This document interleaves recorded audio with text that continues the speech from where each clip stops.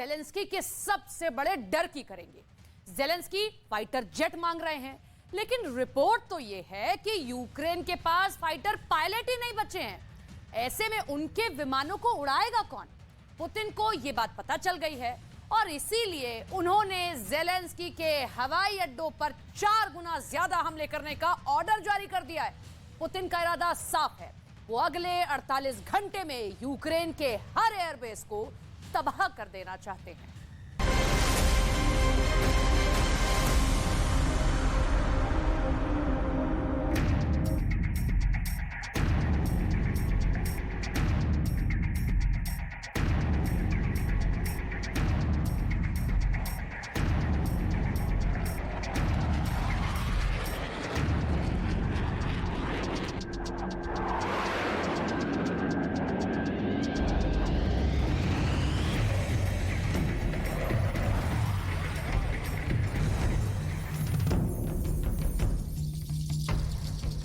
Zelensky को fighter jet मिल भी गए तो वो फाइटर पायलट कहां से लाएंगे?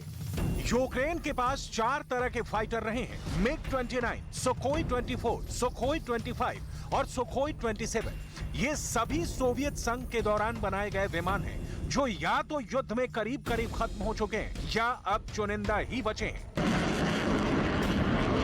इसलिए ज़ेलेंस्की लगातार फाइटर जेट की मांग कर रहे हैं। सवाल है कि अगर ज़ेलेंस्की को जहाज मिल भी गए तो उनको उड़ाएगा कौन? क्योंकि पुतिन के हमले में यूक्रेन की वायुसेना के बेहतरीन और अनुभवी पायलट भी मारे जा चुके हैं। अब उनके पास बहुत ही यंग यानी नए पायलट ही बचे हैं, जिनको ज्यादा अनुभव नहीं है। और अगर ज़ेलेंस्की को नाटो से नए जहाज मिले भी तो वो पश्चिमी टेक्नोलॉजी वाले होंगे और उन पर ज़ेलेंस्की के लिए ट्रेनिंग देना भी मुश्किल हो जाएगा।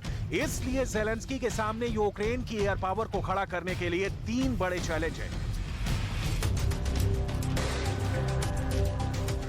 पहला, यूक्रेन को नाटो से लड़ाकू विमान मिलने चाहिए ताकि रूस को काउंटर कर सके। दूसरा, विमान उड़ाने के लिए फाइटर पायलट चाहिए, क्योंकि पायलट के बिना विमान किस काम का। तीसरा, पायलट को तैयार करने के लिए वक्त यानी उनको ट्रेनिंग देने के लिए कम से कम 6 महीने चाहिए। इसमें 3 महीने उड़ाने की ट्रेनिंग और अगले 3 महीने उसे उड़ाकर बमबारी या लड़ने की ट्रेनिंग शामिल है।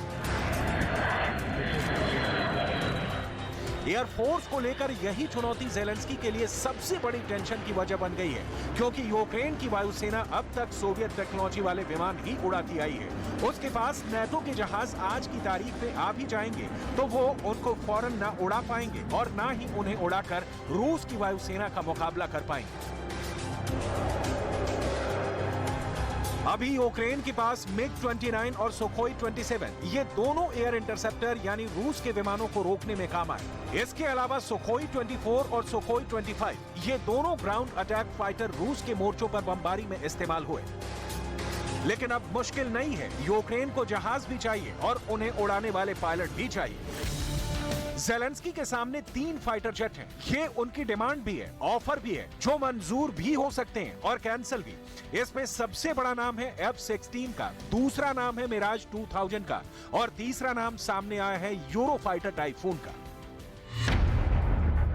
ज़ेलेंस्की को बताया गया है कि पुतिन से बचने के लिए उनके पास इन तीनों में से एक ही विकल्प बचा है, लेकिन ज़ेलेंस्की की जिद ऐसी कि वो अब तीनों फाइटर जेट चाहते हैं। ज़ेलेंस्की युद्ध जीतने के लिए या कहें कि रूस से बचने के लिए तीनों फाइटर जेट चाहते हैं।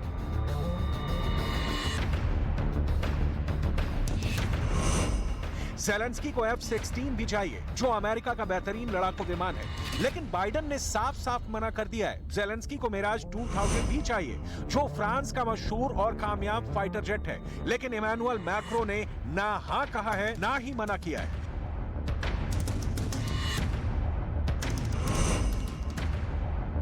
ज़ेलेंस्की को नई जनरेशन का यूरोफाइटर टाइफून भी चाहिए। हालांकि ब्रिटेन ने कहा है कि ऐसा मुमकिन नहीं, क्योंकि विमान पर ट्रेनिंग देने पर ही बहुत वक्त लग जाएगा।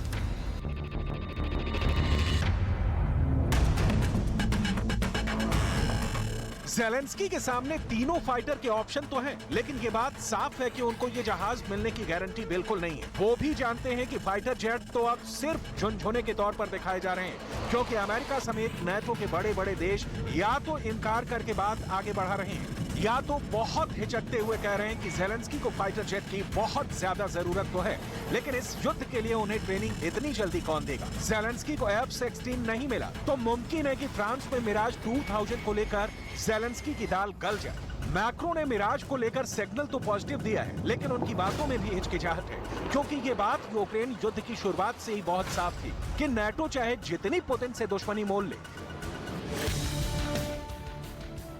इमानुएल मैक्रो पुतिन के खिलाफ डायरेक्ट जाने से घबराते हैं। फ्रांस नहीं चाहेगा कि पुतिन ने जिस तरह ब्रिटेन को धमकाया है, ऐसे में गुस्से की चपेट में वो भी आए।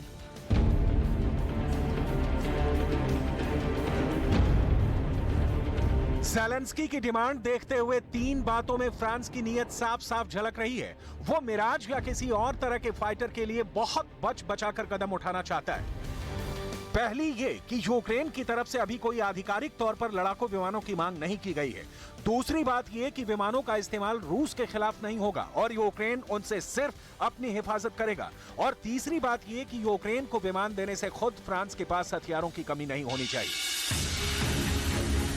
मिराज 2000 फाइटर्स को लेकर फ्रांस की फिक्र अपनी जगह और रूस के फाइटर जेट्स के बढ़ते हमलों को लेकर ज़ेलेंस्की की टेंशन अपनी जगह है, क्योंकि अब तो रूस के साथ बेलारूस की तरफ से भी एयर अटैक का खतरा है। रूस और बेलारूस की वायुसेनाएं एक साथ अभ्यास कर रही हैं और यूक्रेन में पुतिन के स्पेशल ऑपरेशन के दौरान दोनों देश और करीब आ गए हैं। पुतिन अब अपने फाइटर जेट्स बेलारूस में भी तैनात रखना चाहते हैं ताकि यूक्रेन पर उत्तर की तरफ से भी पूरा दबाव बनाए रखा जाए। रूस की एयर पावर को रोकने के लिए आपको एक बार फिर दिखाते हैं ज़ेलेंस्की के विकल्प।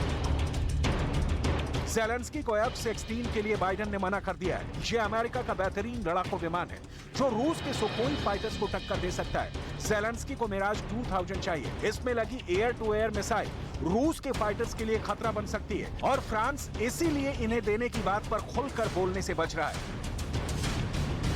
ज़ेलेंस्की के सामने यूरो फाइटर टाइफून भी है, लेकिन फ्रांस वाला खतरा ब्रिटेन को भी है और उसने भी बहाना बनाकर ज़ेलेंस्की को समझिए कि ना ही कह दिया है। ज़ेलेंस्की इसलिए भी उम्मीद लगाए बैठे हैं क्योंकि बहुत से हथियार जो जर्मनी और अमेरिका खुद नहीं दे पाए हैं, वो ज़ेलेंस्की को पोलैंड के रास्ते मिले हैं। इसलिए पोलैंड अपने F-16 देकर यूक्रेन की मदद कर सकता है, लेकिन फाइटर जेट एक बहुत ही आक्रामक प्लेटफॉर्म होता है। इसके ऑपरेशन का दायरा खुद 100 किलोमीटर नहीं बल्कि हजारों किलोमीटर का होता है। ऐसे में डर यही है कि अगर पोलैंड के रास्ते भी ज़ेलेंस्की को फाइटर जेट्स मिल गए तो वो उससे रूस के अंदर तक हमला करने से बाज नहीं आएंगे। ऐसा इसलिए कहा जा रहा है क्योंकि रूस के 2 मिलिट्री बेस और रिफाइनरी पर पहले भी यूक्रेन की तरफ से हमले किए गए हैं। ऐसा दावा पुतिन की फौज कर चुकी है।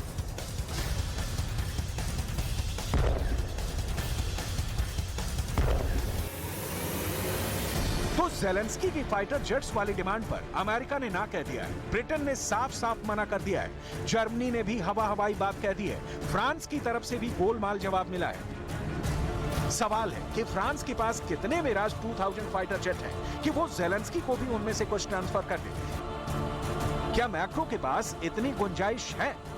फ्रांस के पास 100 से ज्यादा मिराज 2000 फाइटर जेट हैं। इसमें 66 ग्राउंड अटैक वेरिएंट हैं, जबकि करीब 25 एयर डिफेंस रोल में काम आते हैं। अब फ्रांस इन्हीं 25 में से यूक्रेन को फाइटर जेट दे सकता है।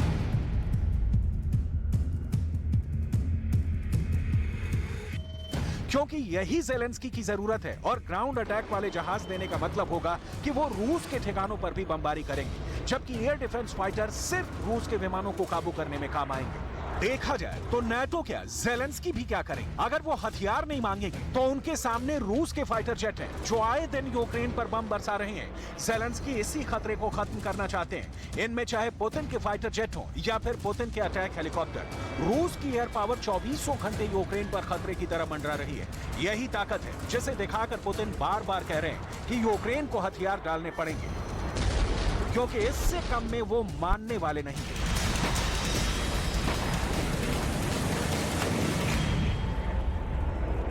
FIR नंबर 208 शनिवार रात 10 बजे से लगातार सिर्फ न्यूज़ 18 इंडिया पर।